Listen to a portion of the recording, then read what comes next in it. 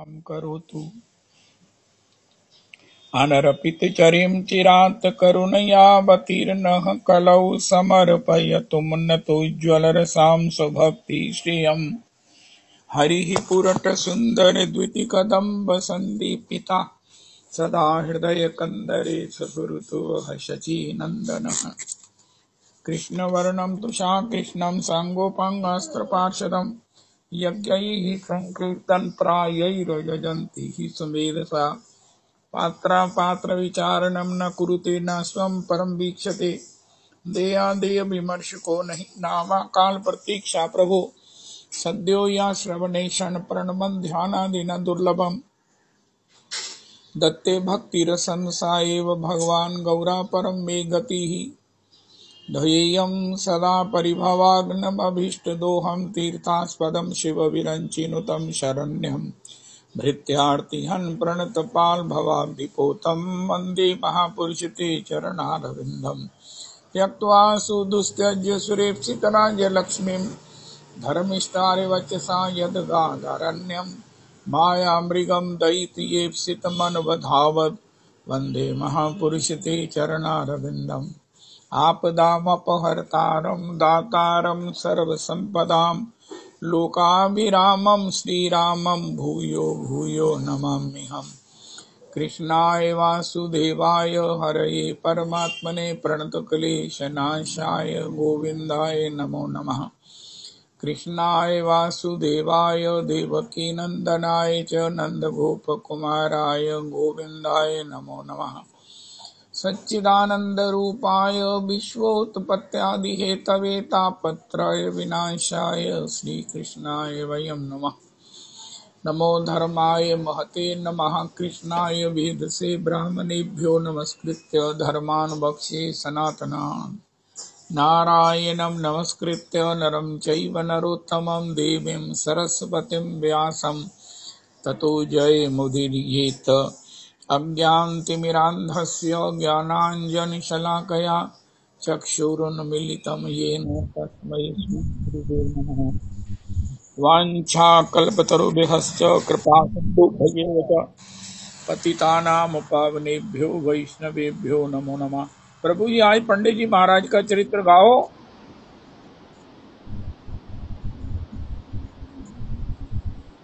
सुनाओ सुनाओ प्रभु जी सुनाओ।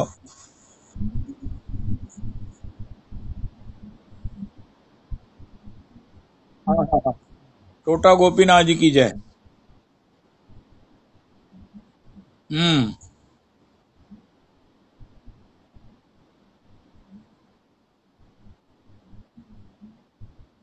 हाँ हाँ हाँ हाँ।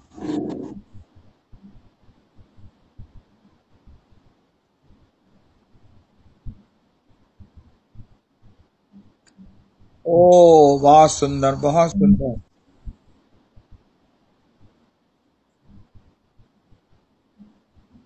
जी।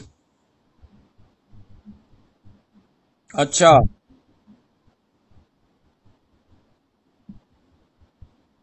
ठीक है।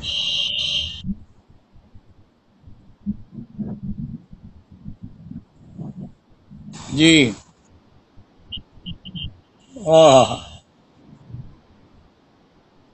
ओह। वाह। ओह। ओ।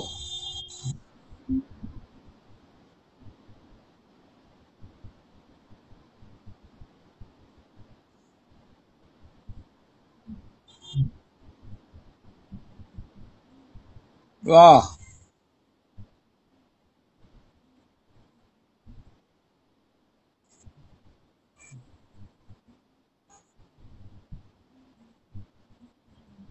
वाह वाह वाह।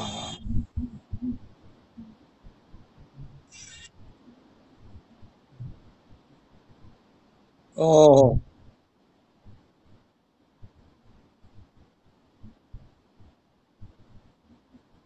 ओह। ओह। ओह। वाह।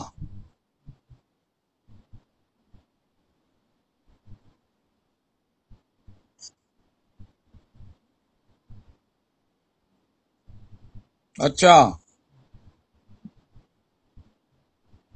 हम्म।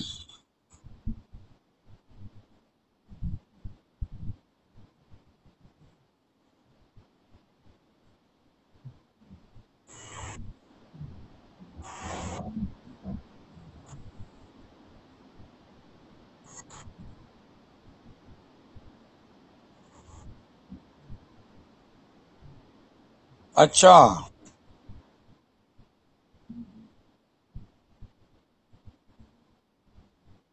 अच्छा।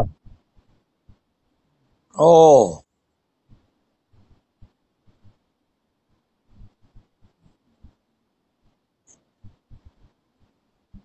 ओ।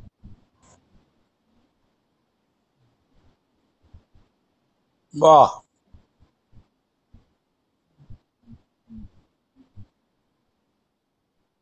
अरे।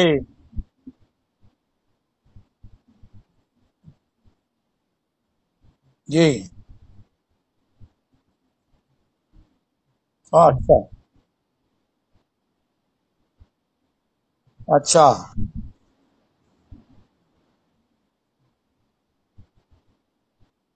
हाँ जी।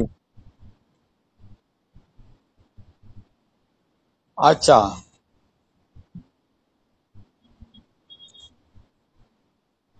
वाह।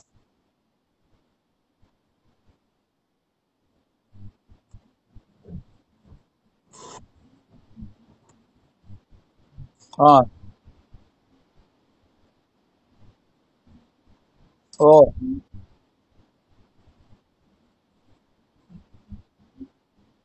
अरे। वाह।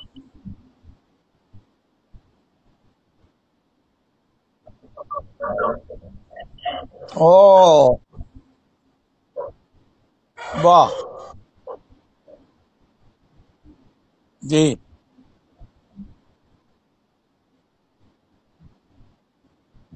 अच्छा।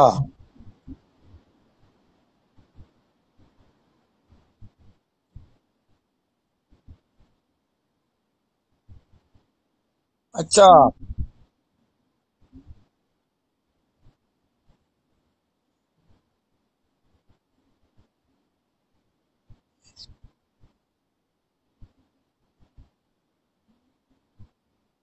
वाह।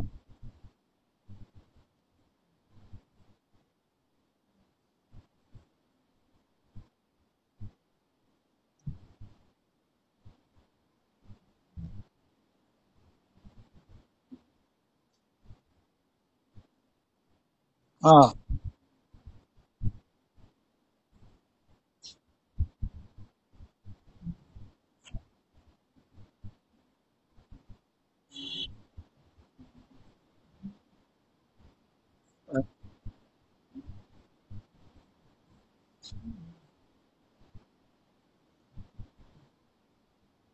वाह, जय हो।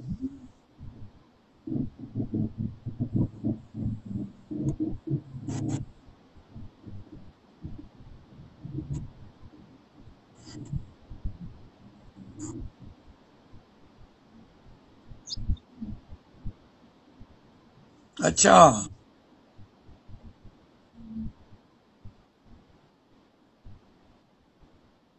वाह।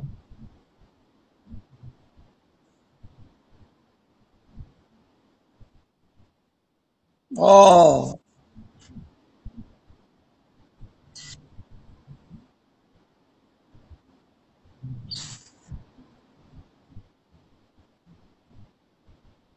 हाँ।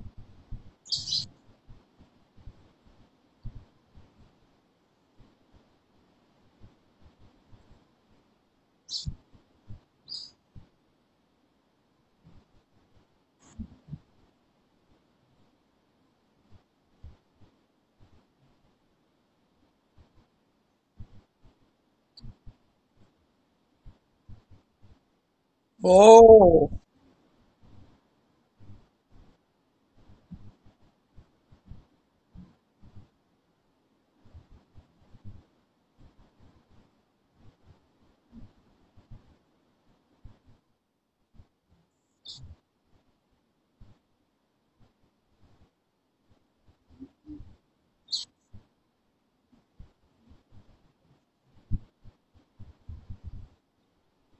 ओह, वाह।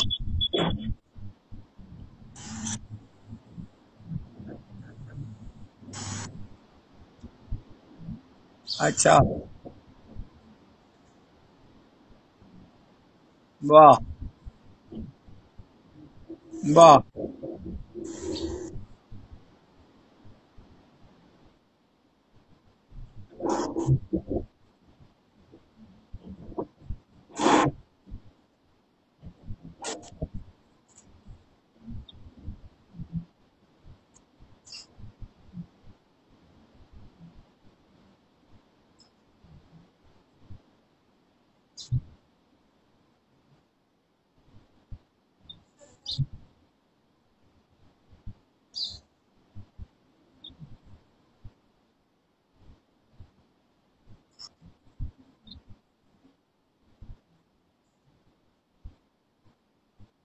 हाँ।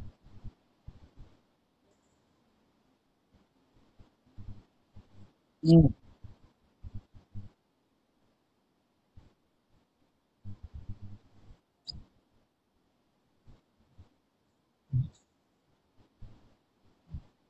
हरे कृष्णा। जय हो।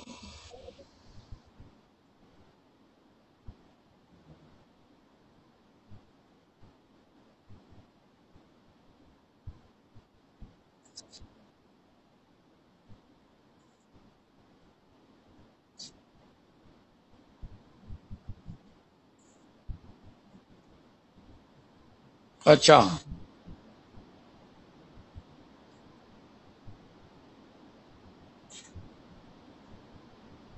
हाँ। अच्छा। ओ। हाय हाय हाय।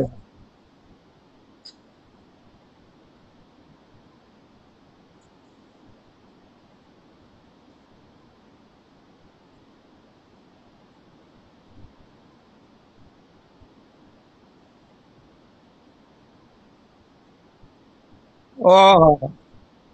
वाह।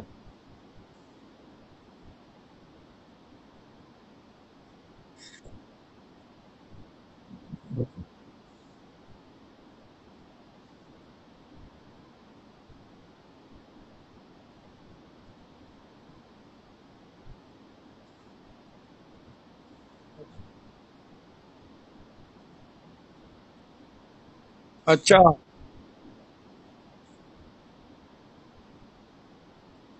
जी जी।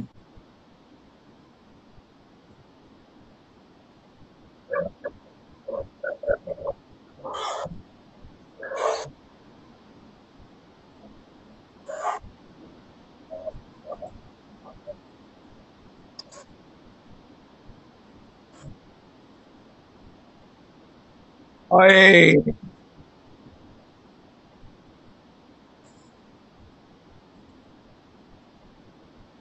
ओह।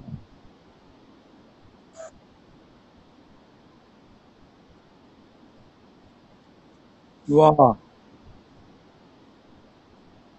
वाह।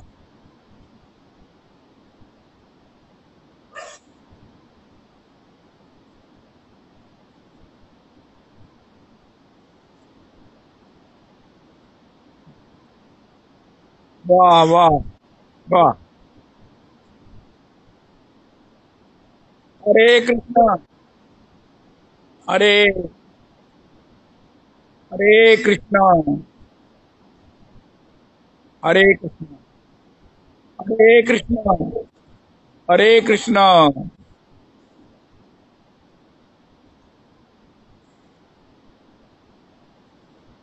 अरे, बहुत सुंदर, बहुत सुंदर, बहुत सुंदर, बहुत सुंदर। पिंकी माता जी ने आज थोड़ी कोई कमी नहीं रहन दी। बहुत आनंद किया।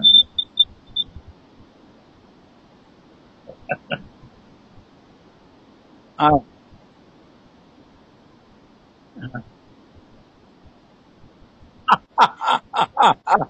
बिल्कुल ठीक है, बिल्कुल।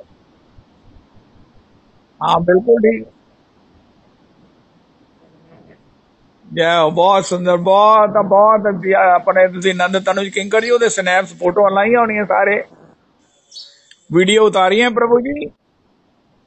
प्रभु जी वीडियो उतारी है ना ਤੁਸੀਂ सारे दर्शन भेजो हंताय मद्रिर्बला हरिदास वरियो यद राम कृष्ण चरण स्पर्श प्रमोदा मानम तनोति सह गोगन योस्त योरी यद पानी यसूय बस कंदर कंद मूलई कच्चे तुलसी कल्याणी गोविंद चरण प्रिय सहत्वादि कुलैर बिभ्रत दृष्टस्तेति प्रियोच्युत हरे कृष्ण कृष्ण कृष्ण हरे हरे हरे राम राम राम हरे हरे हरे कृष्ण कृष्ण कृष्ण हरे राम राम राम हरे हरे।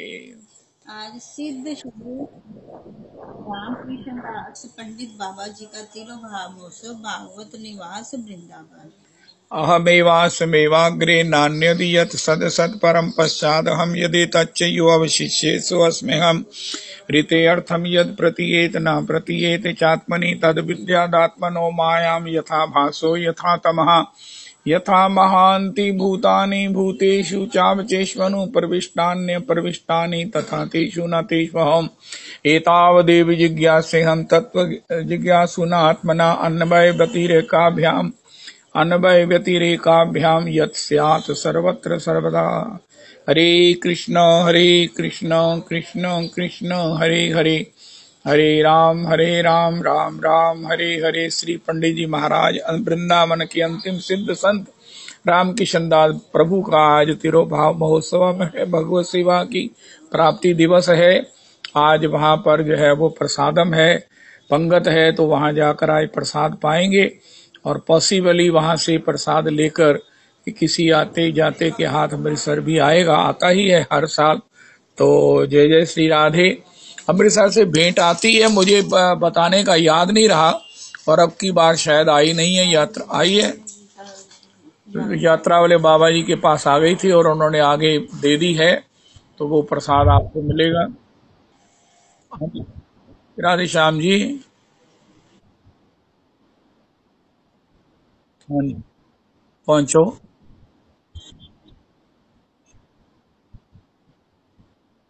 आप कितने बजे आ रहे हो आप? हाँ तो आ जाओ ना, प्रसाद तो 12 बजे मिलेगा। आ जाओ आ जाओ। आप जहाँ भी रुकेंगे वहां नहा धो के वहीं पर भागवत निवास आ जाओ, सूचक गान होगा, प्रसादम होगा, संकीर्तन होगा, खूब आनंद होगा। आ जाओ वहां। तो अभी श्री वो वेणु प्रिया दासी जी से हम पंडित जी महाराज का चरित्र श्रवण करते हैं। वाह वाह वाह वाह। आज पिंकी माता जी ने भी आनंद कर दिया, जियालाल जी ने तो महाराज परमानंद की वर्षा कर दी। क्या बताएं महाराज, जियालाल जी को कहो महाराज, वाह वाह वाह, बहुत सुंदर बहुत सुंदर। महाराज जी जिनको अपने बिल्कुल साथ रखते हैं, बड़े महाराज जी कहते हैं ये तो मेरा पुत्र है, और वो पुत्र के रूप में उनको सब कुछ प्राप्त हो रहा है। और सबसे बड़ी बात ये है कि वो हम सब पुरुषोत्तमी कुंज के लिए भी सब बांट रहे हैं, दे रहे हैं, प्रार्थना कर रहे हैं, याचना कर रहे हैं। तो हमें सोचने का अवकाश नहीं है कि हमें भी भगवान की सम्मिलित रूप में भगवत सेवा प्राप्त होगी। जय हो जय हो जय हो। पंडित रामकृष्ण दास बाबा जी वृंदावन। बालक राम प्रताप की आयु उस समय 4 या 5 वर्ष की थी। जयपुर के श्री गोविंद देव के मंदिर के प्रांगण में वह नित्य खेलने जाया करता। खेल के साथी थे गोविंद जी के सेवायत श्री किशोरी मोहन गोस्वामी के बालक कृष्ण चंद्र और राधा चंद्र। गोविंद जी पर तो नित्य उसकी दृष्टि पड़ती ही वह सोचता ये भी एक गोस्वामी बालक है, इससे वे सबसे अधिक प्यार करते हैं, तभी इसे इतने अच्छे अच्छे कपड़े, गहने और मोर मुकुट आदि पहनाते हैं, इसकी आरती उतारते हैं, इसे खेलने को बांसुरी और अच्छे अच्छे खिलौने देते हैं। कितना अच्छा होता यदि ये भी मेरे साथ खेला करता, पर ये तो कभी मंदिर से बाहर निकलता ही नहीं। उस दिन ना जाने क्यों कृष्ण चंद्र और राधा चंद्र खेलने नहीं आए।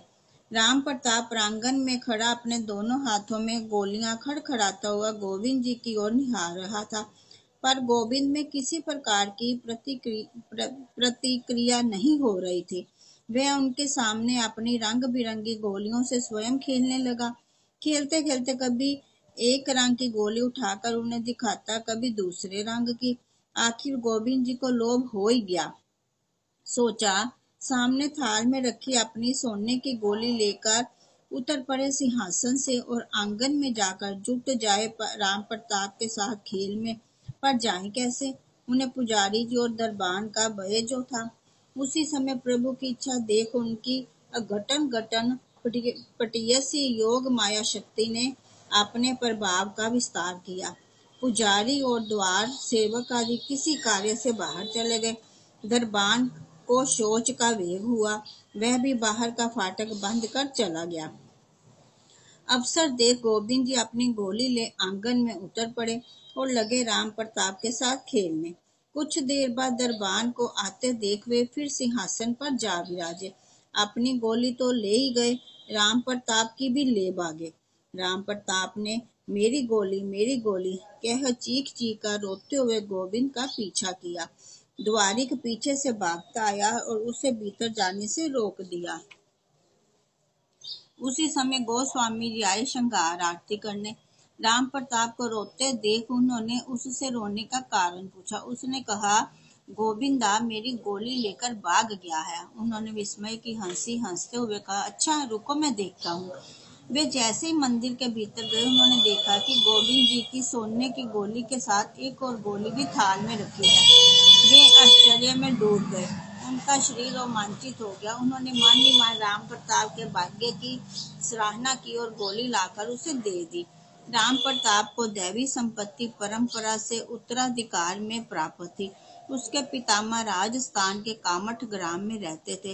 वे श्री रामानुज संप्रदाय के वैष्णव थे और श्री नारायण कवच में सिद्ध थे। सभी शास्त्रों का उन्हें अच्छा ज्ञान था। जयपुर महाराज श्री राम सिंह जी उनके गुणों से मुग्ध थे। उन्होंने उन्हें जयपुर बुलाकर युवराज के अध्यापक के रूप में उनकी नियुक्ति कर दी थी। राजमहल के निकट उनके लिए एक गृह का निर्माण कर दिया था और 2 गांव जागीर में उनके नाम लिख दिए थे। जयपुर में उनके एक पुत्र का जन्म हुआ। नाम हुआ श्री लक्ष्मी नारायण। लक्ष्मी नारायण को थोड़े समय में सर्वशास्त्र व्युत्पन्न और सर्व गुण संपन्न देख पिता के आनंद की अवधि न रही, पर वे अधिक दिन से आनंद का उपभोग न कर सके। लक्ष्मी नारायण को अल्पावस्था में ही असहाय छोड़कर नित्य धाम को चले गए। पिता के अंतर्दान के पश्चात लक्ष्मी नारायण को तीव्र वैराग्य हुआ। वे घर छोड़कर वन में चले गए। श्री राम जानकी के दर्शन की लालसा से राम मंत्र का जप और ध्यान करने लगे। कहते हैं कि एक दिन अश्वारोही रामचंद्र ने भ्राताओं के साथ उन्हें दर्शन दिए और विवाह करने का आदेश देकर अंतर्धान हो गए। इष्ट देव की आज्ञा शिरोधार्य कर लक्ष्मी नारायण घर लौट गए। महाराजा राम सिंह प्रसन्न हो उनके लिए योग्य कन्या की खोज करने लगे। उसी समय वल्लभ कुल की एक दोहित्री संतान को रामचंद्र का स्वप्नादेश हुआ, तुम अपनी कन्या कमला का विवाह श्री लक्ष्मी नारायण जोशी से कर दो। कमला देवी का लक्ष्मी नारायण से विवाह संपन्न हुआ। शुभ संमत 1914 भाद्रव मास में कमला देवी ने एक पुत्र प्रसव किया। पुत्र का नाम रखा श्री राम प्रताप। कदाचित प्रतापी राम प्रताप का जन्म कराना ही था श्री रामचंद्र की लक्ष्मी नारायण के विवाह की योजना का मुख्य उद्देश्य। रामचंद्र के मनोभीष्ट की पूर्ति के पश्चात एक दिन लक्ष्मी नारायण नित्य कृत्य के समय ध्यान करते करते समाधिस्थ हो गए। उनकी समाधि चिर समाधि सिद्ध हुई। राम प्रताप की अवस्था उस समय 3 वर्ष की थी। 2 वर्ष बाद ही उसकी गोविंद जी से मैत्री हो गई। साथ ही फूट पड़ा उनके साथ खेल कूद का आनंद में उत्सव। गोविंद जी की स्फूर्ति में वह कभी कभी उन्मादग्रस्त बालक की तरह घंटों अकेले बैठा रहता। ये देख उसकी माँ और ताई को चिंता होने लगी। ताई कई दिन तक निकट के हनुमान जी के मंदिर में धरना देकर पड़ी रही। आदेश मिला, चिंता न करो, बालक पागल नहीं है, वह भगवान का नित्य परिकर है। एक दिन राम प्रताप पतंग उड़ा रहा था, किसी ने पतंग काट दी। वह भूमि पर लोटपट हो रोने लगा। उसी समय गोविंद जी भागे आए, उसे बहुत सी डोर और पतंगे देकर चले गए। राम प्रताप प्रसन्न हो घर गया। माँ ने इतनी सारी डोर और पतंगे देखकर कहा, ये कहाँ से लाया रे? गोविंदा ने दी है, उसने हंसते हुए उत्तर दिया। माँ को शंका हुई कि वह गोविंद जी के जगमोहन से भेंट के पैसे चुराकर डोर पतंग लाया है। उसकी ताड़ना बतरसना की और मंदिर में जाकर खेलने की मनाही कर दी। कुछ बड़े होने पर राम प्रताप जी का खेल कूद में आवेश जाता रहा और विद्या अध्ययन में आवेश हो गया। अतिशय मेधावी होने के कारण उन्होंने 10-11 वर्ष की अवस्था में ही पाणिनि के सूत्र, सारस्वत व्याकरण और अमरकोश कंठस्थ कर लिए। उर्दू और बंगला भाषाएं भी सीख ली। 11 वर्ष की अवस्था में उपनयन संस्कार के पश्चात सावित्री दादा छोटे लाल राजपुरोहित ने उन्हें सावित्री पुरस्चरण करने का आदेश दिया। यथारीति पुरस्चरण करने के पश्चात सावित्री के दर्शन हुए। सावित्री उन्हें वृंदावन जाने का आदेश देकर अंतर्धान हो गई। तभी से वे घर छोड़कर वृंदावन जाने का प्रयत्न करते रहे, परंतु माँ और राज्य सरकार द्वारा बाधित होने के कारण उनके प्रयत्न विफल होते रहे। 13 वर्ष की अवस्था में किसी प्रकार वे वृंदावन जाने में सफल हुए। वहां श्री गोविंद देव के मंदिर के निकट गोविंद जी के गोस्वामियों के आश्रम में रहने लगे। अध्ययन में उनका आवेश अब भी जारी रहा। उन्होंने रंग जी के मंदिर के श्री सुदर्शन शास्त्री जी से न्याय, करौली कुंज के श्री नरसिंह दास जी से श्रीमद् भागवत, श्री गोपीलाल गोस्वामी जी से हरि भक्ति विलास और श्री नीलमणि गोस्वामी से षट संदर्भ आदि भक्ति ग्रंथों का अध्ययन किया। षट संदर्भ का अध्ययन करते समय वे नित्य गोपेश्वर महादेव को 50 अध्याय श्रीमद् भागवत के सुनाते। 20 वर्ष की अवस्था में उन्होंने अध्ययन समाप्त किया।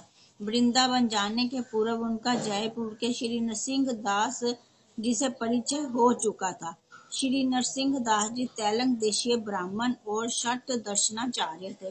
वे साम, वेद, गान और वीणा वादन में सुनिपुण थे। उनका कंठ स्वर गंधर्वों के समान था।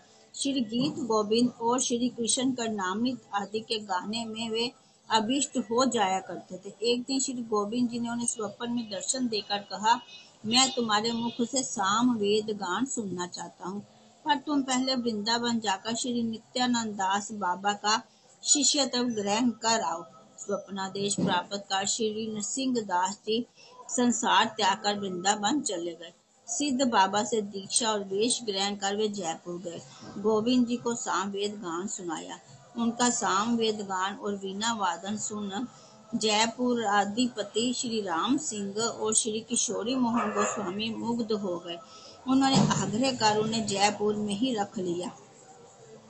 राम प्रताप वृंदावन में अध्ययन करने के समय बीच बीच में माँ के आग्रह से जयपुर जाया करते और श्री नरसिंह दास जी का सत्संग करते।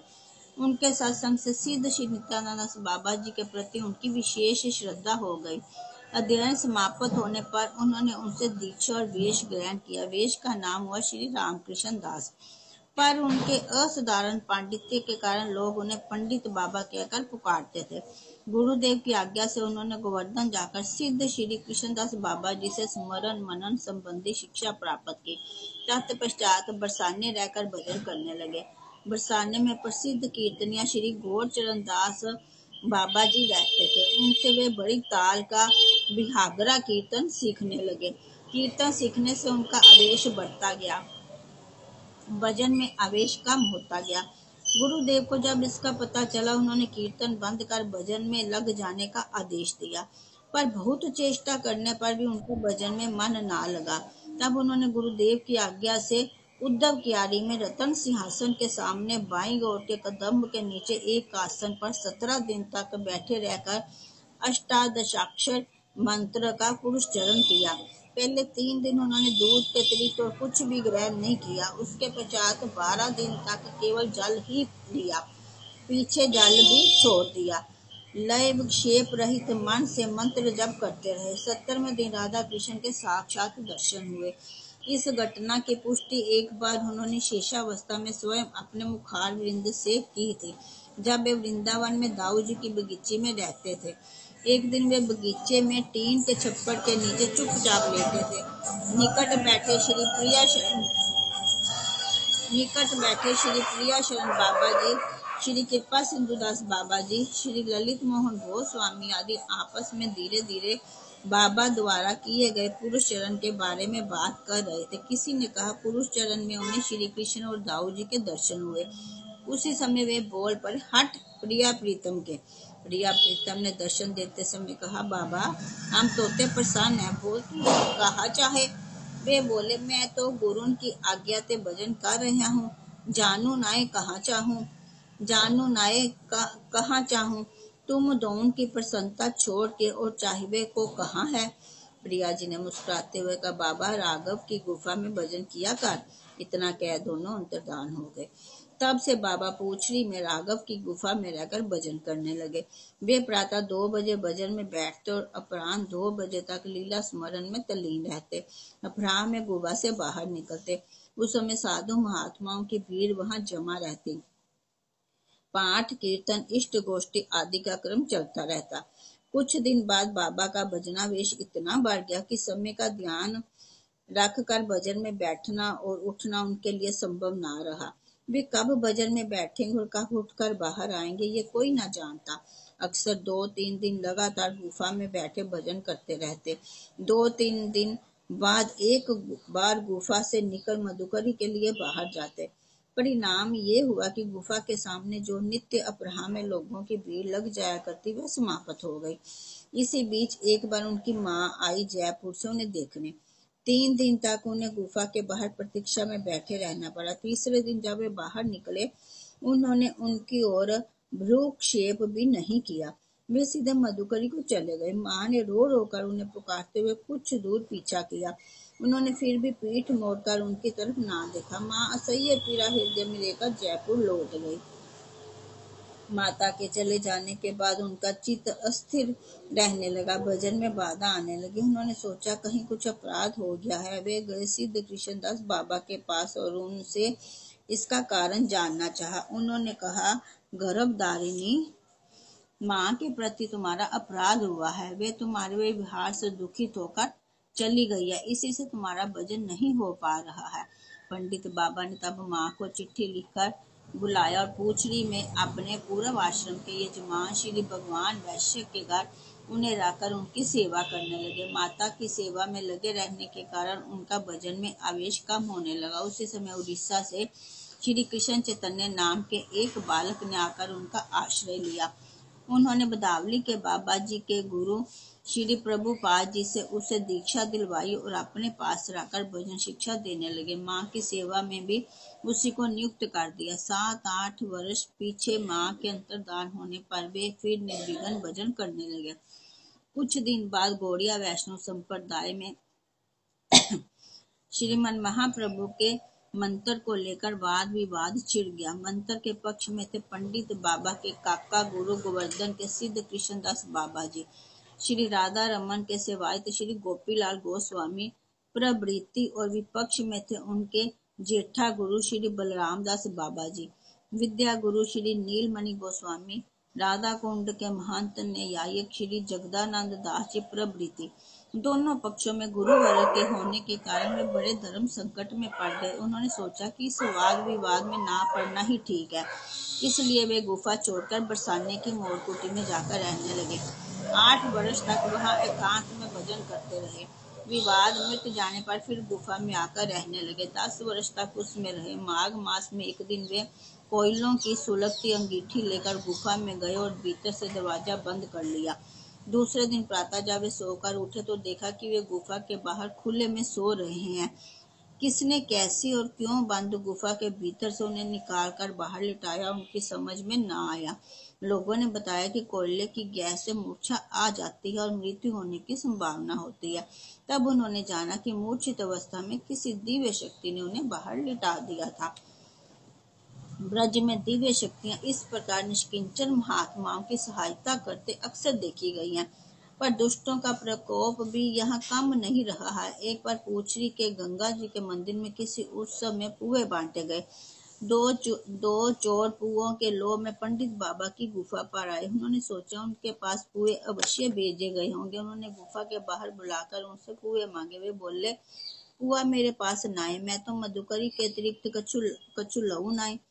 तब एक चोर ने क्रुद्ध हो लाठी मारी, उनके सिर से रक्त बहने लगा। दूसरा गुफा के भीतर गया, उसे पुए ना दिखे तो बहुत पछताया। बाबा के सिर में अपने हाथ से पट्टी बांधी और उनसे क्षमा प्रार्थना कर चला गया। पंडित बाबा सभी संप्रदायों के आचार्यों का उतना ही सम्मान करते जितना अपने संप्रदाय के आचार्यों का। एक बार वल्लभ संप्रदाय के कोई आचार्य जतिपुरा पधारे। उन्होंने पंडित बाबा की गुफा पर जाकर किसी दिन उनके दर्शन करने की इच्छा प्रकट की। किसी ने पंडित बाबा को इसकी सूचना दे दी। वे बोले, वे आचार्य होकर मेरे पास आएंगे, मैं ही जाकर उनके दर्शन करूंगा। उसी दिन उन्होंने स्वयं जाकर उन्हें दंडवत प्रणाम किया और उनसे आशीर्वाद की प्रार्थना की। पर सांप्रदायिकता इतनी अंधी होती है कि उनके जैसे उदार और निर्दोष पुरुष से भी द्वेष किए बिना नहीं रहती। एक बार किसी संप्रदाय के कुछ कट्टरपंथियों ने श्री रूप सनातन को अपने संप्रदाय के अनुगत बताकर उनकी हेयता प्रकट की। बाबा ने प्रमाण सहित उनकी बात का खंडन किया। उन्हें ये बात इतनी बुरी लगी कि उन्होंने बाबा को मार डालने का षड्यंत्र किया। वे जतिपुरा में गोवर्धन के तट पर उनके मधुकरी के रास्ते में छिपकर खड़े हो गए। पर जब बाबा मधुकरी के लिए गुफा से निकले, षड्यंत्रकारियों ने देखा कि एक व्याघ्र पालतू कुत्ते की तरह उनके पीछे पीछे जा रहा है। वे ग्राम में पहुंचे, पर वह व्याघ्र ग्राम की दाहिनी ओर भूस्वामियों की समाज में छिप गया। मधुकरी से लौटते समय वह फिर उनके पीछे पीछे चलने लगा। उन्हें गुफा तक पहुंचाकर कहीं चला गया। ये देखकर उन्हें विस्मय और भय हुआ। उन्होंने सदा के लिए बाबा के प्रति हिंसा और द्वेष का भाव त्याग दिया। उन्हें एक सिद्ध महापुरुष जानकर वे उनके प्रति श्रद्धा और भक्ति करने लगे। एक दिन एक और आश्चर्यजनक घटना घटी। दोपहर के समय एक विषधर सर्प उनकी छाती और गले से लिपट गया। बाबा निश्चेष्ट बैठे भजन करते रहे। थोड़ी देर में वह अपने आप चला गया। रात्रि में उन्हें सुनाई पड़ी एक ध्वनि। किसी ने कहा, तुम इस गुफा से चले जाओ। उसी समय उन्होंने गुफा छोड़ दी और कुसुम सरोवर के निकट श्याम कुटी में जाकर रहने लगे। इसी समय श्री धीरेन्द्र नाथ चक्रवर्ती नाम के एक असाधारण प्रतिभा और भक्ति भाव संपन्न नव युवक पंडित बाबा की शरण में आकर रहने लगे। धीरेन्द्र नाथ की आयु इस समय लगभग 20 वर्ष की थी। वे बंगाल के एक बड़े जमींदार के लड़के थे और कलकत्ते के स्कॉटिश चर्च कॉलेज के बड़े प्रतिभाशाली और होनहार विद्यार्थी थे।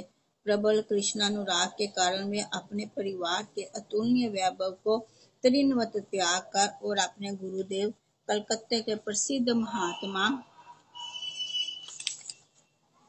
सिद्ध श्री रामदास बाबा जी महाराज से आज्ञा लेकर वृंदावन चले आए थे। वृंदावन में काली दे के सिद्ध श्री जगदीश दास बाबा जी महाराज के अनुगत्य में भजन कर रहे थे। जगदीश बाबा ने उनकी तीव्र मेगा शक्ति और असाधारण भजनानुराग देखकर जान लिया था कि उनके द्वारा भविष्य में वैष्णव समाज का बहुत उपकार होगा। इसलिए उन्होंने उन्हें पंडित बाबा के पास रहकर शास्त्र अध्ययन और भजन करने की आज्ञा दी थी। पंडित बाबा ने उन्हें ग्वाल पोखरा में रहने का आदेश दिया। वे नित्य ग्वाल पोखरा से अपराह्न 4 बजे उनके पास जाते और ग्रंथ लोचना करते। उन्होंने उनके निकट श्रीमद् भागवत, षट संदर्भ आदि अनेक भक्ति ग्रंथों का अच्छी तरह अध्ययन और मनन किया। कुछ ही दिनों में उनकी कृपा से उन ग्रंथों में उनकी तदाकार वृत्ति हो गई। वे जैसे उनका भिन्न स्वरूप ही बन गए। पंडित बाबा ने उन्हें कलकत्ते जाकर श्री रामदास बाबा जी महाराज से विधिवत वैराग्य आश्रम ग्रहण करने का आदेश किया।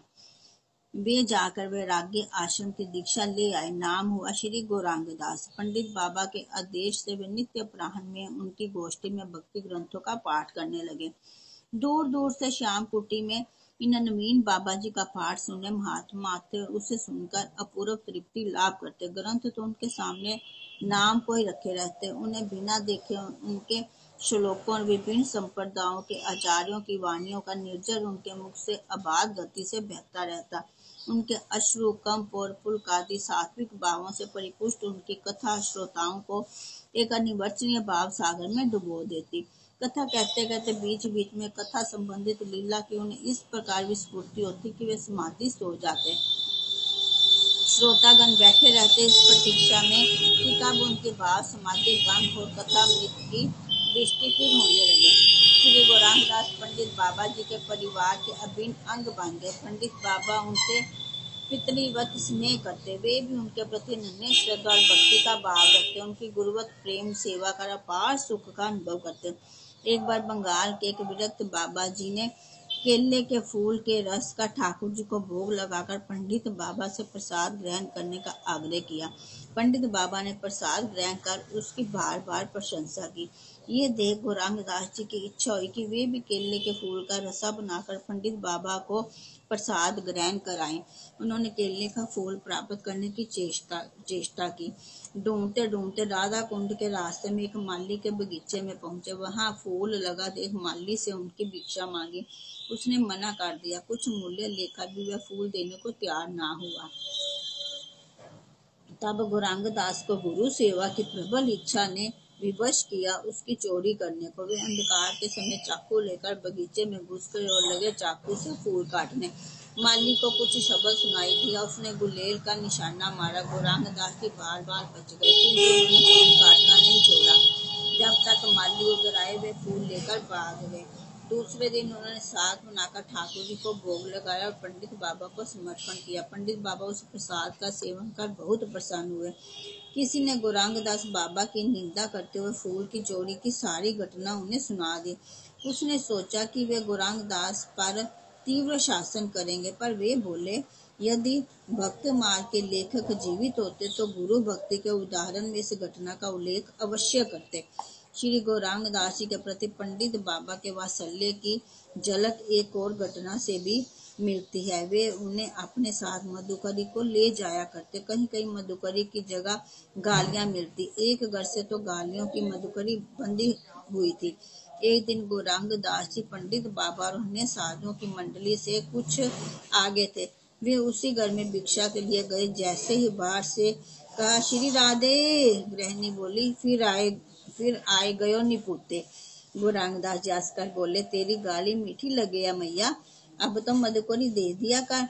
गृहिणी ने क्रुद्ध उनके ऊपर थाली फेंक मारी। ये देख पंडित बाबा पीछे से चीख पड़े, हमारे छोरा को मार दियो, हमारे छोरा को मार दियो।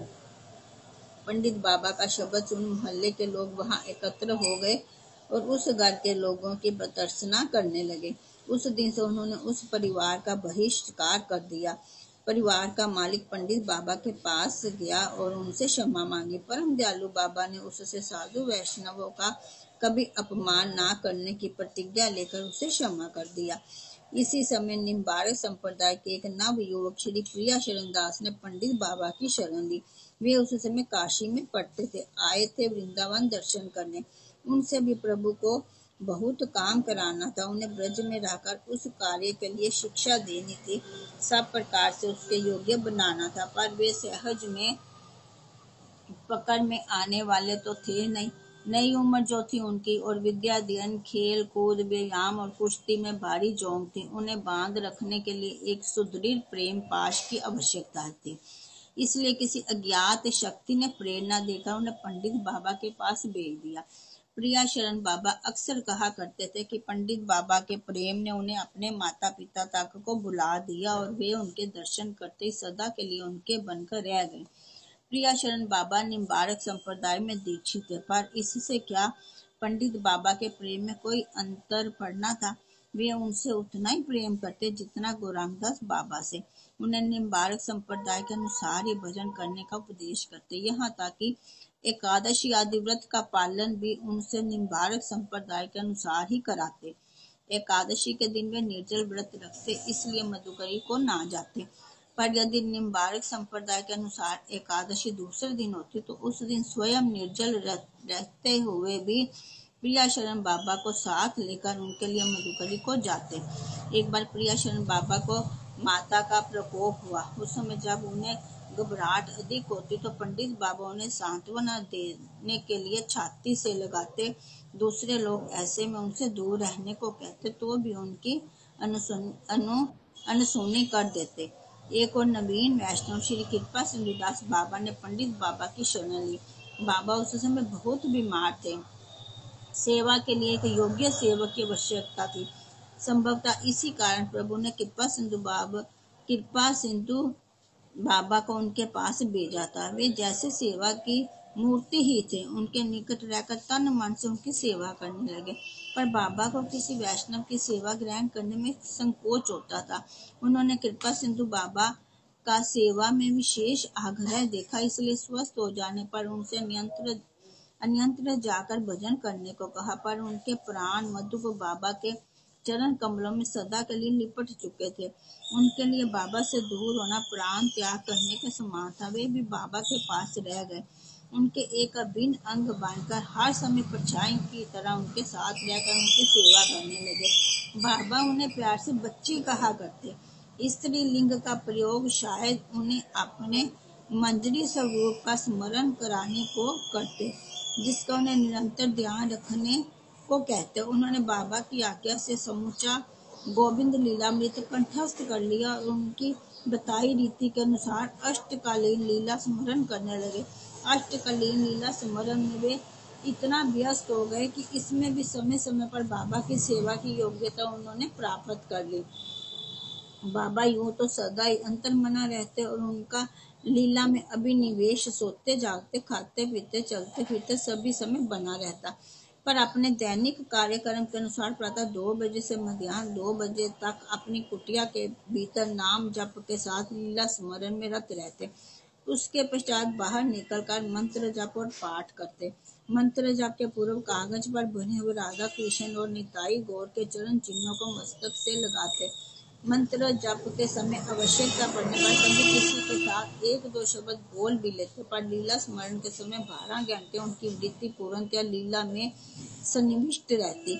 उस समय कुटिया के भीतर कोई न जाता, कुटिया के बाहर भी किसी प्रकार का शब्द न होता। पर उस समय भी कभी कभी वे बच्ची को पुकार लेते।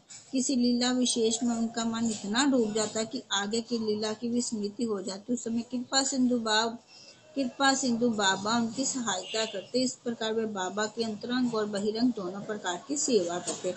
कृपा सिंधु बाबा की लाचारी तब होती जब वे भी बाबा की ही तरह लीला स्मरण में लवलीन हो अपनी शुद्ध बुद्ध खो बैठते। एक बार ग्रीष्म ऋतु में जब वे बाबा के साथ मधुकरी से लौट रहे थे, पवन की गति कुछ तीव्र हो गई।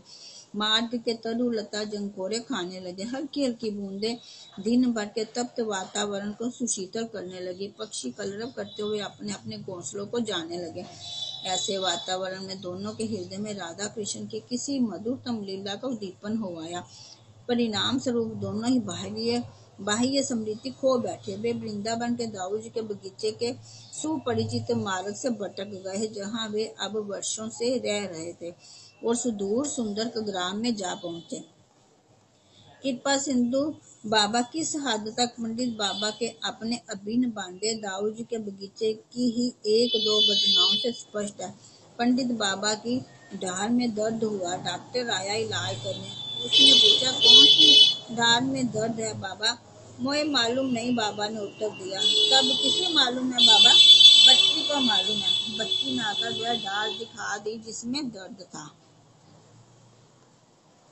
एक बार बाबा बीमार पड़ गए। दुर्बलता इतनी हो गई कि मुख से कुछ कह सकना भी मुश्किल हो गया। ऐसी अवस्था में प्यास के मारे गला सूखने लगा। उन्होंने आकर सेवकों से जल मांगा। किसी की समझ में ना आया बाबा क्या कह रहे हैं। कृपा सिंधु बाबा गोविंद जी के दर्शन और मधुकरी के लिए गए हुए थे। उन्हें रास्ते में बार बार प्यास लगने लगी। वे कितना ही जल पिए, थोड़ी दूर जाकर फिर जोर की प्यास लगाए। उनकी समझ में नहीं आ रहा था कि उन्हें इतनी प्यास क्यों लग रही है। उनकी समझ में तब आया जब वे लौटकर आश्रम गए। बाबा ने उनके प्रति भी वैसे ही इशारा किया। उन्हें जल पिलाते ही उनकी अपनी प्यास भी मिट गई। जब बाबा राघव की गुफा या श्याम कुटी में भजन करते थे, उस समय गोवर्धन में निष्किंजन भजनानंदी महात्माओं की एक बड़ी टोली थी। पंडित बाबा उस टोली के केंद्र थे। वे सभी प्रातः 2 या 3 बजे उठकर सारा दिन भजन करते। संध्या समय मधुकरी को जाते। अपनी अपनी मधुकरी ले किसी एक स्थान पर बैठकर सब एक साथ मिल बांटकर मधुकरी का सेवन करते।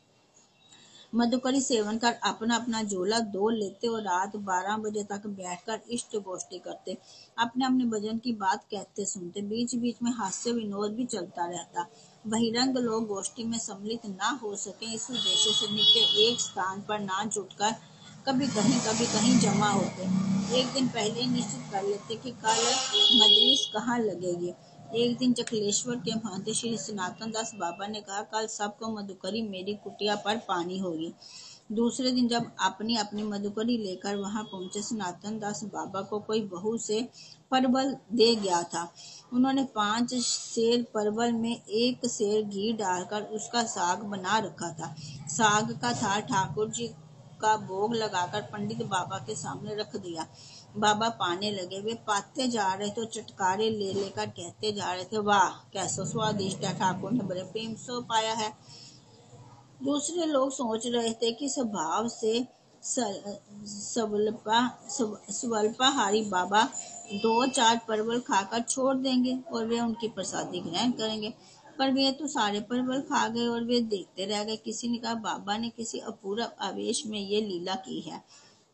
किसी ने कहा, उन्हें इस बात का भय था कि हम लोग उनकी प्रसादी ग्रहण करेंगे, इसी से वे थाल पहुंच कर सब खा गए हैं। कहीं कोई उनके सामने 5-6 सेर परवलों से बड़ा थाल रख दिया था। उन्होंने भी विनोद में उनकी चुनौती स्वीकार कर उन्हें पराजित किया है।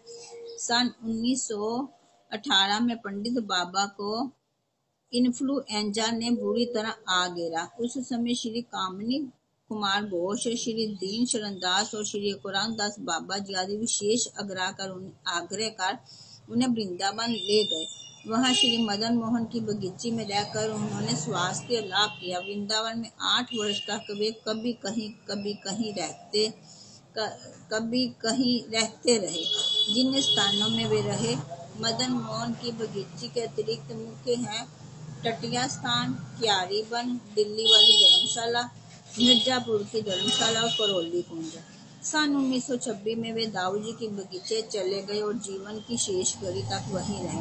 दाऊ जी के बगीचे में आने के कुछ ही दिन बाद 14 वर्षीय श्री विष्णुदास बाबा जी अपने गुरुदेव सूर्य कुंड के श्री यदुनंदन दास बाबा की आज्ञा से उनकी शरण में आ गए। जिस दिन वे आए धूप तेज थी।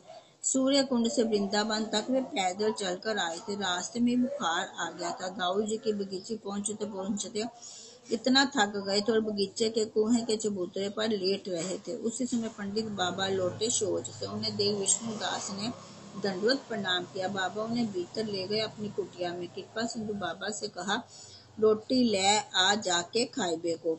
विष्णुदास बोले, बाबा मुझे जुवर है। कछु नहीं, ठीक है जाएगो। क्या बाबा ने अपने सामने बिठाकर रोटी खिलाई, फिर बोले, चल मधुकरी को। विष्णुदास का हाथ पकड़ वे मधुकरी के लिए उन्हें अपने साथ ले गए। उनका जुवर और थकावट पंडित बाबा के हाथ पकड़ते ही जाने कहाँ चले गए।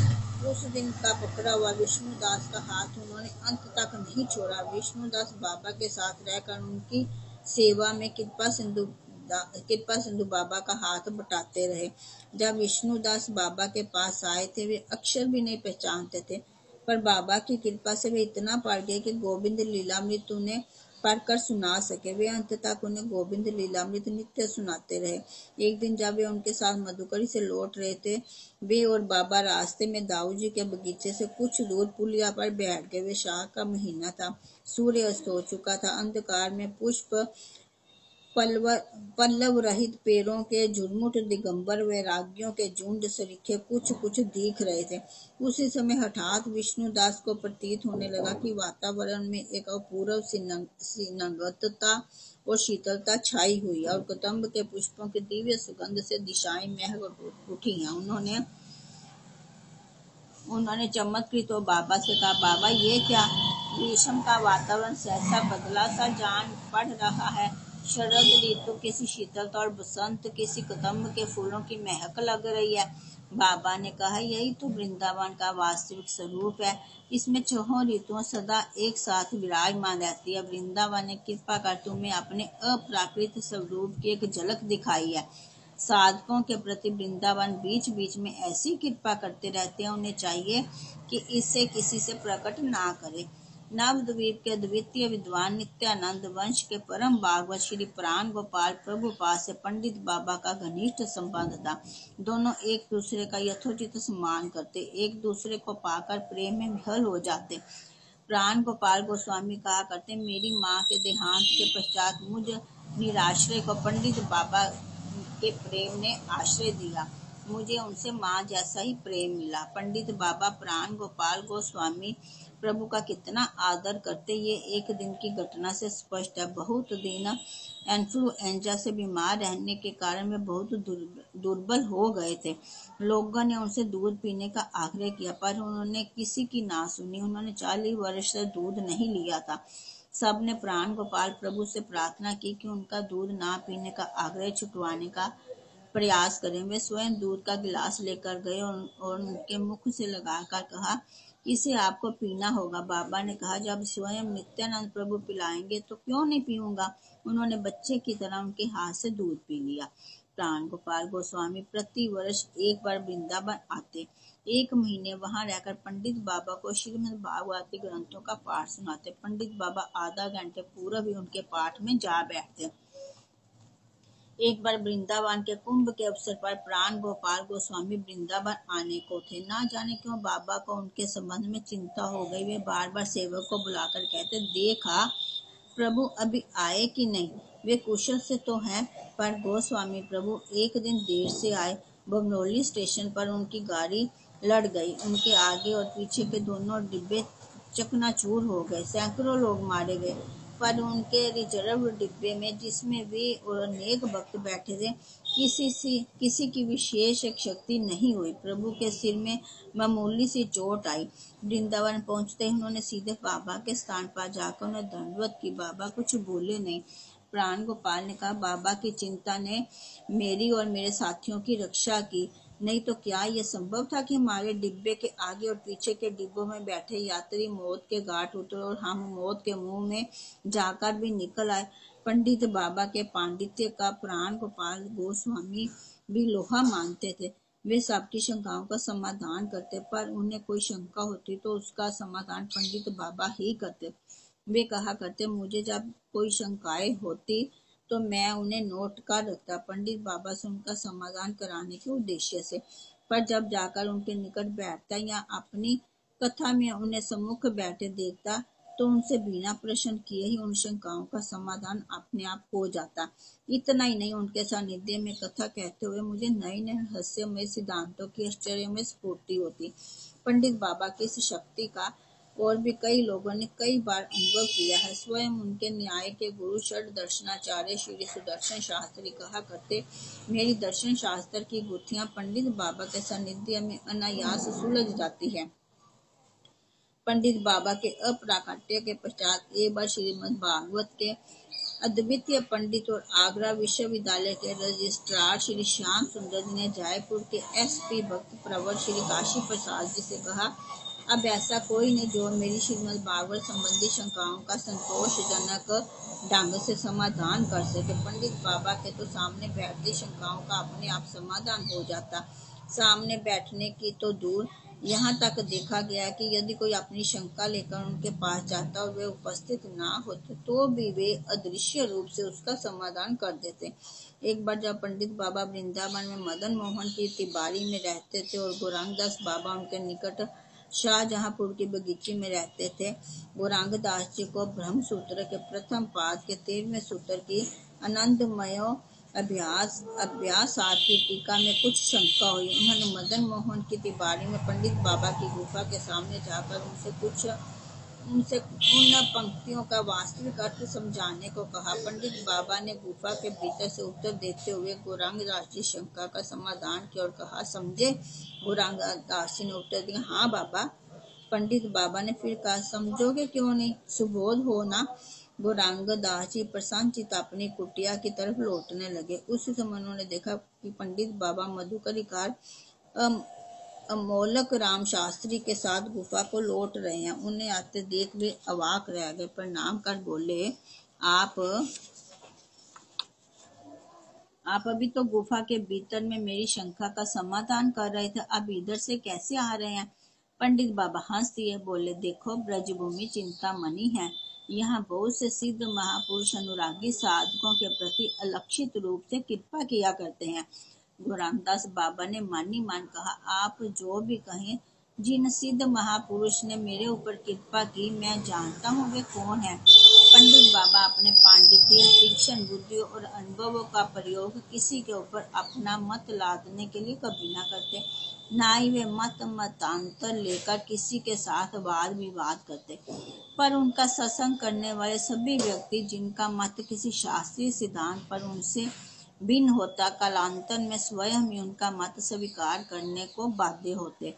श्रीमान महाप्रभु के स्वरूप के संबंध में प्राण गोपाल गोस्वामी का मत पंडित बाबा के मत से कुछ भिन्न था। पंडित बाबा के अनुसार महाप्रभु थे राधा कृष्ण के मिलित तनु। प्राण गोपाल गोस्वामी के अनुसार वे थे केवल राधा के भाव और कांति से आच्छादित श्री कृष्ण। दोनों को इस मतभेद का पता ना था, पर कृपा सिंधु दास बाबा इसे जानते थे। वे चाहते थे प्राण गोपाल गोस्वामी भी बाबा के मत को स्वीकार कर लें तो इसका अच्छा प्रचार हो, पर उन्हें इसकी जानकारी कराई जाए कैसे, ये एक समस्या थी। वे इतने बड़े पंडित और बाबा समेत सभी गौड़िया वैष्णव उनका इतना सम्मान करते थे, उनसे सीधे तो इस बात की चर्चा की नहीं जा सकती थी। उन्होंने एक उपाय सोचा। गौर पूर्णिमा के अवसर पर श्रृंगार वट में प्राण गोपाल गोस्वामी की अध्यक्षता में सभा होने को थी। उसमें महाप्रभु के संबंध में कई लोगों के भाषण होने थे। उन्होंने श्री ललित मोहन गोस्वामी को भी सभा में बोलने को तैयार किया। उनका नाम वक्ताओं की सूची में जोड़ दिया गया। सभा में श्रोता के रूप में बाबा भी उपस्थित थे। ललित मोहन गोस्वामी के बोलने की बारी आई। उन्होंने जैसे ही कहा कि श्रीमान महाप्रभु राधा कृष्ण के मिलित विग्रह है, प्राण गोपाल गोस्वामी ने डांट कर कहा, बैठ जाओ, तुम कुछ नहीं जानते। ललित मोहन गोस्वामी को बैठ जाना पड़ा। बाबा उसी समय सभा से उठकर चले गए, पर उन्होंने कभी प्राण गोपाल गोस्वामी से इस विषय में चर्चा नहीं की। उन्हें श्री ललित गोस्वामी के संबंध में चिंता अवश्य हो गई। उन्होंने रात्रि में किसी व्यक्ति को भेजा उनके घर ये पूछ आने के लिए कि उन्होंने प्रसाद ग्रहण किया है या नहीं। 2-3 साल बाद प्राण गोपाल गोस्वामी ने वृंदावन के कुंभ के अवसर पर स्वयं उस मत का प्रतिपादन किया जिस पर उन्होंने ललित मोहन गोस्वामी को डांट लगाई थी। जब किसी ने उनसे इस संबंध में पूछा तो वे बोले, भक्ति विज्ञतम क्रमशो जना, अर्थात आदमी सीख कर धीरे धीरे ही ज्ञानवान होता है। पंडित बाबा के संबंध में साधारण धारणा थी कि वे स्वभाव के बड़े कर्कश थे। गरीब अमीर, छोटे बड़े, स्त्री पुरुष किसी को भी खरी खोटी सुनाने में नहीं चूकते, पर वे खरी खोटी सुनाते तब भी जब कोई विषय की बात लेकर उनके पास जाता या वैष्णव सदाचार के विरुद्ध कोई कार्य करता। इस कारण सभी संप्रदाय के साधुओं को उनके शासन का भय रहता। राधा कुंड में एक सहजिया मार्ग का साधु रहता था जिसमें स्त्री संग साधना का प्रधान अंग माना जाता है। उसने श्री गुरु रामदास बाबा को अपना साथी बनाने के लिए उनका चरित्र भ्रष्ट करने की एक योजना बनाई, पर योजना सफल ना हुई। उसे बहुत लज्जित होना पड़ा। उसे इस बात का भय हो गया कि ये बात पंडित बाबा तक पहुंच जाएगी और उसका ब्रज में रहना असंभव हो जाएगा। उसने सोचा, मैं पहले ही जाकर पंडित बाबा के कान भर दूं। वह गया उनके पास और बोला, बाबा आप गौरांग दास को बहुत अच्छा समझते हैं, आप नहीं जानते कि वह छिपकर स्त्री संग करता है। सुनते ही पंडित बाबा के क्रोध की सीमा न रही। उन्होंने कहा, दुष्ट, एक परम वैष्णव को लांछित करते तुझे लज्जा नहीं आती? जानता नहीं इसका परिणाम क्या होगा? जा तू कुत्ते की तरह भूख कर मरेगा।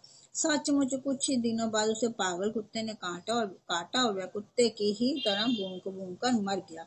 पंडित बाबा के साथ प्रिया शरण बाबा मधुकरी को जाया करते। एक ब्रजवसी के घर जाकर पंडित बाबा बाहर खड़े रहते।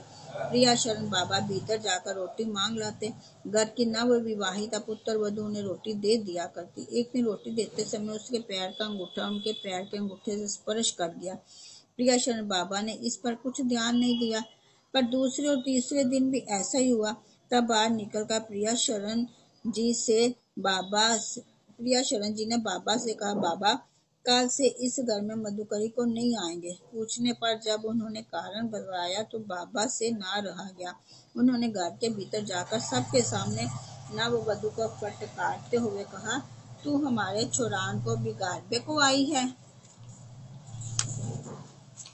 कह गौरंग भज गौरंग, लो गौरंगे नाम रे, जय जना गौरंगे भजे, सही हमार प्राण रे। कह गौरंग भज गौरंग, लो गौरंगे नाम रे, जय जना गौरंगे भजे, सही हमार प्राण रे। हरे कृष्णा कृष्ण कृष्ण कृष्ण हरे हरे, हरे राम राम राम हरे हरे, हरे कृष्णा कृष्ण कृष्ण हरे हरे, हरे राम राम राम हरे हरे। श्री श्री रविनंदनी दासी जी की जय हो।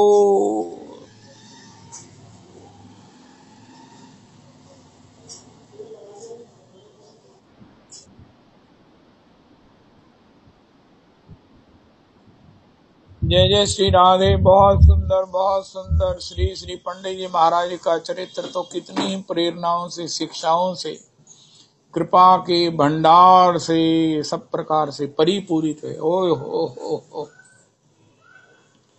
एक बात इसमें मेरे को स्फुरित हो रही है कि भजन करना भगवान के परिकर की बस का काम है। साधारण व्यक्ति भजन नहीं कर सकता। अगर किसी से भजन हो रहा है तो वो भगवदीय जीव है, वो भगवान है, भगवान का प्रिय पार्षद है, भगवान का निज जन है। मेरे लिए, हमारे लिए, किसी के लिए भी भगवान ही है। अगर हम उसकी चरण रज को भगवत बत मस्तक पर धारण करें तो हम भी भगवान के परिकर में शामिल हो सकते हैं, और भगवान के परिकर में शामिल होकर हमें भी वृंदावन मिल सकता है। इतने सिद्ध, इतने समृद्ध, इतने परम महापुरुष हमारे परम आराध्य गुरुदेव प्रभु के शब्दों में, परम प्रमाणिक आचार्य पाद भगवत पाद श्रीपाद के शब्दों में, वृंदावन के अंतिम सिद्ध संत आज उनके उस तिरोभाव पर विशाल भंडारा, बहुत विशाल भंडारा होगा भागवत निवास में, जहाँ मंजूलाली जी भी आ रही और वो किरण मैडम जी भी आ रही। सब लोग प्रसाद पाएंगे, आपको भी प्रसाद भेजेंगे। मैं बता नहीं सकता हूँ कि कितनी बड़ी कृपा है, कितनी बड़ी कृपा है। ओ हो, ये भागवत जनों का चरित्र का श्रवण रूपी संग, उनकी शिक्षाओं का अगर एक एक आचरण जीवन में हमारे, मैं अपने जीवन में आशा करूं, इंतजार करूं, प्रार्थना करूं। अब तो मेरी और स्थिति बढ़िया हो गई है कि नंद तनुज किंकर जी, श्री टोटा गोपीनाथ जी से, जगन्नाथ जी से, वो मेरे लिए भी, सबके लिए प्रार्थना कर रहे हैं। मेरे लिए का मतलब है सबके लिए, ये ऑल इन वन है।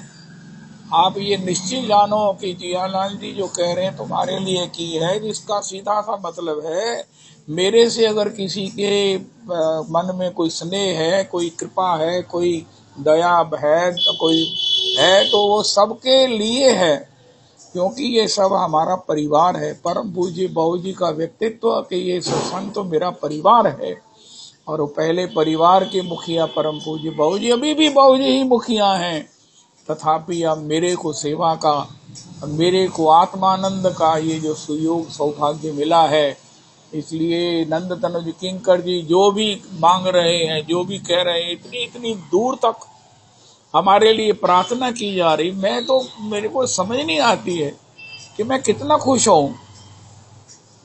जब एक नंद तनुज किंकर जी जगन्नाथ जी जाते तो भी उनकी पुरुषोत्तम कुंज में चिंतन बना हुआ। अरे मेरे भगवान, अरे आप श्री टोटा गोपीनाथ जी के मंगला दर्शन कर रहे हो, आपने कितना प्रयास किया, 4 बड़ी परिक्रमाएं की, बलराम जी की आरती दर्शन किया, श्री श्री निताई गौर की गौर गदाधर प्रभु की आरती के दर्शन किए, ये आनंद किया, तथापि आपका चिंतन, आपकी करुणा जो है वो सब कुछ प्राप्त करने के बाद बहुत सुंदर पूत को पूत खिलाए।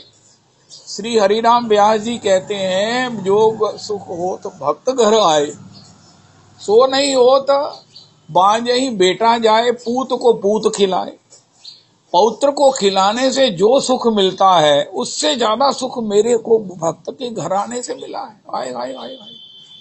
ये पूत को पूत जो है ना, ये पुरुषोत्तमी कुंज है जो श्री नंद तनुज किंकर जी को भूल नहीं रही है। हाय हाय हाय हाय। रविदास जी, ये वैष्णवों का कैसा स्वभाव है। गोस्वामी जी ने एक चौपाई लिखी है, अर्धली, हेतु रहित जग जुग उपकारी, तुम तुम्हार सेवक असुरारी। ओए होए होए होए, ये कितना बड़ा अवार्ड है, कितना बड़ा कॉम्प्लीमेंट है। ओए होए होए होए। श्री गुरु वशिष्ठ जी ने कहा कि हे राम, तुम और तुम्हारे सेवक जो हैं वो हेतु रहित उपकारी। आय हाय हाय हाय हाय हाय हाय। राम जी के समान कोई हेतु नहीं है। अब नंद तनुज किंकर का हेतु ढूंढो। नंद तनुज किंकर जी को हमसे कोई ना कोई स्वार्थ होगा, रहा होगा, आगे चलकर कोई ना कोई स्वार्थ होगा। अरे भैया, कोई भी कहेगा, पागलों की तरह मत सोचो। ये उनका स्वभाव है। भक्तमाल का गान करते करते गुरु जी की कृपा से ये स्वाभाविक अहेतु की उदार हो गए हैं। अब ये भगवत वत उदार हो गए हैं। हाय हाय हाय हाय हाय। भगवान किसी को क्या करते हैं, वो कहते हैं ना, पारस तो सोना बनाता है, लेकिन ये संत पारस तो पारस ही बना देते हैं।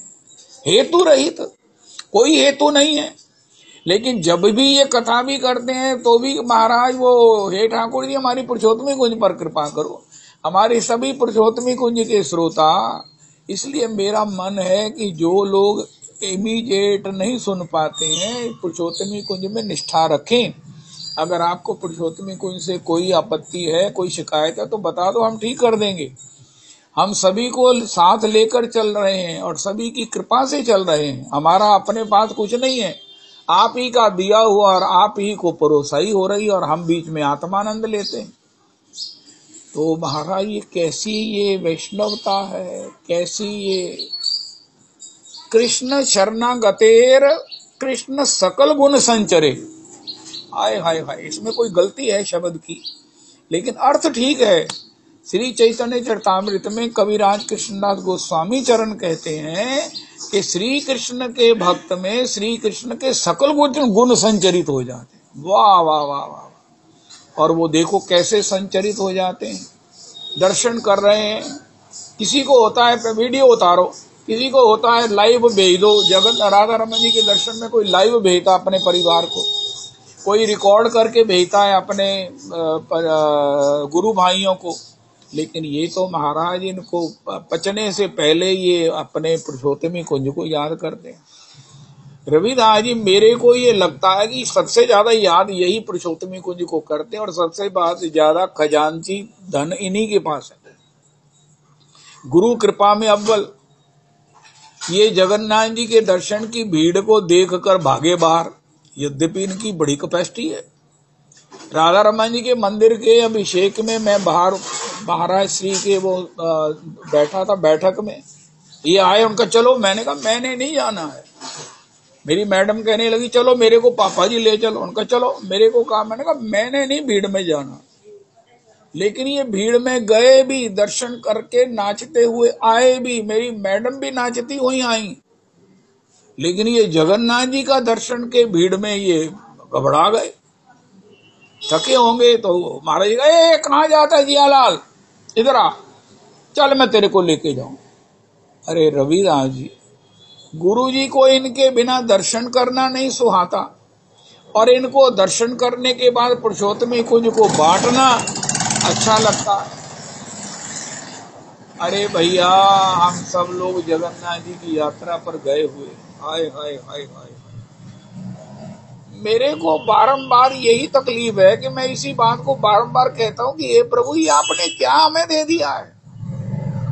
ऐसे वैष्णवों का संग दे दिया है, ऐसे वैष्णवों की श्री मुखवाणी के श्रवण का सौभाग्य दे दिया है, जिनको महाराज अपने भगवत आनंद में भी सबकी परिवार की पुरुषोत्तम कुंज की स्मृति बनी हुई। हाय हाय हाय हाय। एक श्री पॉसिबली राम सुखदास जी का वचन है, कोई अगर भजन में आपको याद कर लेना तो आपकी सीधी भगवान की सेवा में प्राप्ति निश्चित है। भजन क्या है? भगवान का रसास्वादन। ये नंद तनुज किंकर जी जगन्नाथ जी का रसास्वादन से बड़ा भी कोई रसास्वादन है। जगत के नाथ हैं। ओए होए होए होए। जगत के नाथ जगन्नाथ, जगन्नाथ के भात को जगत पसारे हाथ। कितने चमत्कार हैं। कैसे उस महाराज वो अग्नि कोण में, ओहो, त्रिलोकी के अग्नि कोण में श्री जगन्नाथ जी की रसोई है, और वही की रसोई के कारण आज त्रिभुवन जो है वो भोजन कर पा रहा है, भोजन कर रहा है। हाय हाय हाय हाय। गुरुजनों के साथ जाने का क्या आनंद है। महाराज जी ने बताया कि जगन्नाथ जी की रसोई से ही निकला हुआ अन्न प्रसाद त्रिलोकी में बंटता है, और लक्ष्मी को पूछ कर कि सबने पा लिया तब जगन्नाथ जी पाते हैं।